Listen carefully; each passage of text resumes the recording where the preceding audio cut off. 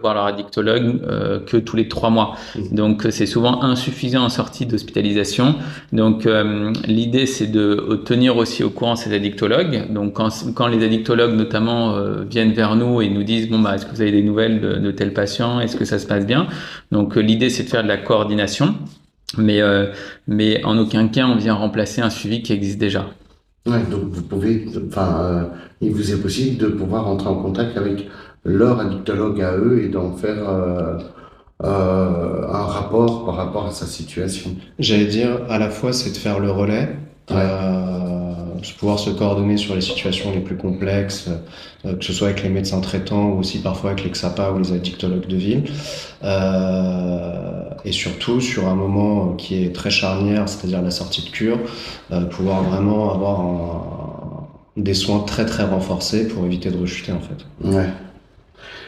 Et maintenant, est-ce que, en tant que médecin, vous auriez la possibilité de me faire une ordonnance ou parce qu'aujourd'hui je ne vais pas bien et qu'il faudrait peut-être augmenter mon dosage ou ma posologie, je ne sais pas. Est-ce que vous en avez la possibilité?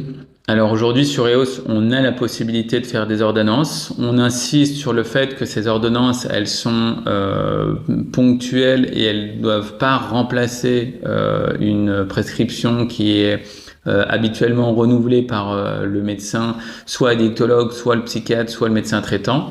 Ce qui aujourd'hui se passe en pratique, c'est qu'on peut être là pour dépanner sur des traitements qui posent pas de soucis, mais on sera pas là pour prescrire ni des traitements pour accompagner le sevrage de l'alcool, ni pour des traitements de substitution aux opiacés notamment, etc. Alors évidemment, des traitements substitutifs de la nicotine, ça on le fait facilement, mais il faut se rappeler que c'est des ordonnances en fait qui sont numériques et qu'aujourd'hui on peut prescrire que des traitements qui sont pas qui posent pas trop de soucis et encore une fois l'idée c'est pas de venir remplacer un prescripteur qui existe déjà.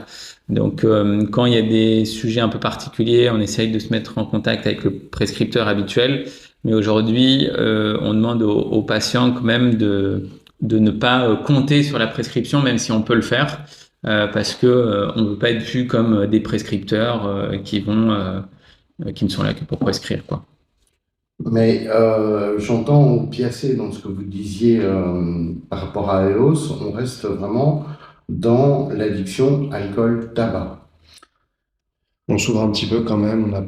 On sait que souvent les patients sont polyaddicts, très souvent de la cocaïne, du cannabis. Ce qu'on essaye de faire, de toute façon, dans le parcours de soins de la personne qui arrive chez EOS, elle a tout d'abord un premier entretien avec l'infirmier, moi.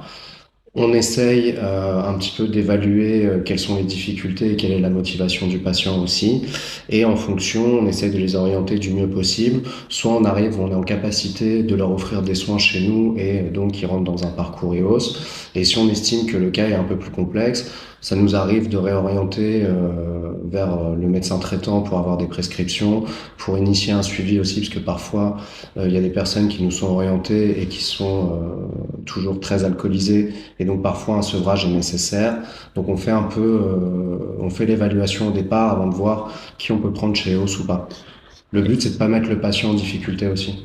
Et je prenais l'exemple des opiacés parce que on peut se retrouver dans des situations où on a un patient qui est par exemple sous buprenorphine, sous Subutex depuis plusieurs années, qui ne consomme pas par exemple d'opiacés, mais qui va avoir un souci d'alcool et sur lequel nous on va l'accompagner. Donc on est effectivement sur une espèce d'entre-deux où on ferme pas la porte à des polyconsommations. Après, quand il y a d'autres consommations, je pense à la cocaïne, bon, le cannabis aussi, mais tout ce qui est chemsex, nouveaux produits de synthèse et autres addictions, ce qu'on demande quand même aux patients, c'est d'avoir un référent à côté, parce que nous, on est OK pour recevoir ces patients-là, mais nous, on est là pour les aider sur alcool, cocaïne un petit peu, parce que c'est souvent finalement associé à l'alcool, et qu'encore une fois, c'est des patients qui sortent de cure, donc qui sont censés être abstinents et qui sont dans un projet de maintien de l'abstinence. Voilà, mais après, effectivement, on va pas venir initier un traitement de substitution aux opiacés ou d'autres produits qui peuvent être un peu délicats à prescrire et ou à suivre. En fait, quand notamment il y a des patients chemsexeurs, je prends l'exemple, qui s'injectent, par exemple. Alors, donc, on en revient justement à la prise en charge par rapport à l'alcool et au tabac. Mais si donc demain vous avez quelqu'un qui est consommateur de cannabis ou de cocaïne, est-ce que vous les prenez en charge aussi ou comment ça se passe? Dans la mesure où le patient a été hospitalisé et qu'il est dans une démarche de changement et que le maintien de l'abstinence est au cœur de ses préoccupations, évidemment qu'il a toute sa place sur EOS. Dans la situation qui est un peu plus délicate, où en fait il n'a pas arrêté les consommations qui se présentent à EOS, la question va surtout se poser sur sa motivation. Si il fume quelques joints par jour et qu'il a très envie de diminuer pour arrêter et que son assiduité elle est bonne, que ce soit sur l'application mais aussi dans le suivi des consultations qu'on lui propose, on va continuer à l'aider dans la mesure où il est motivé pour changer.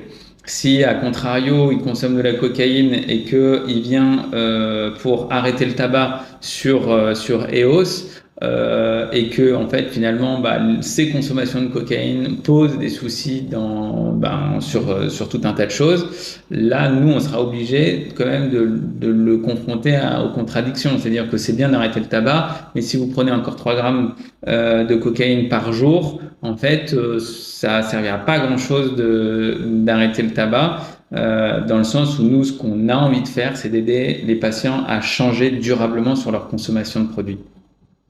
Ok. Mais bon, comment dire? Euh, Quelles sont les modalités pour être accepté à EOS? C'est ça, est-ce qu'on doit passer par une cure obligatoirement ou être déjà sevré et puis avant de passer en post-cure ou enfin, vous voyez ce que je veux dire en HDJ? Euh, Alors, en premier lieu, on prenait uniquement les personnes qui étaient en sortie de cure, donc qui nous étaient adressées par des établissements. Là, maintenant, depuis grosso modo, c'est fin novembre, un truc comme ça. Depuis fin novembre, l'appli est...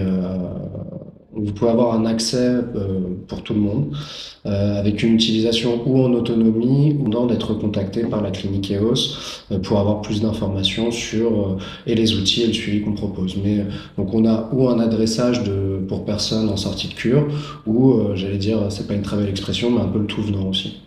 Et l'idée, c'est que on prenne contact avec les patients et qu'on voit ce qu'ils sont prêts à faire pour changer.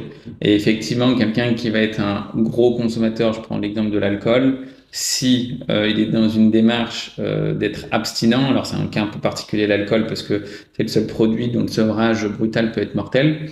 On va lui recommander de garder l'application, de se mettre en contact avec son médecin traitant pour demander une hospitalisation afin qu'on puisse le suivre dès sa sortie d'hospitalisation. Dans les situations complexes, on ne va pas venir forcément s'engager tout de suite avec le patient, mais on va lui dire « Ok, bon, vous restez dans la liste des patients en admission sur EOS. Aujourd'hui, ça nous paraît difficile de vous proposer des soins à distance tout de suite. Par contre, c'est super de nous avoir contactés. On peut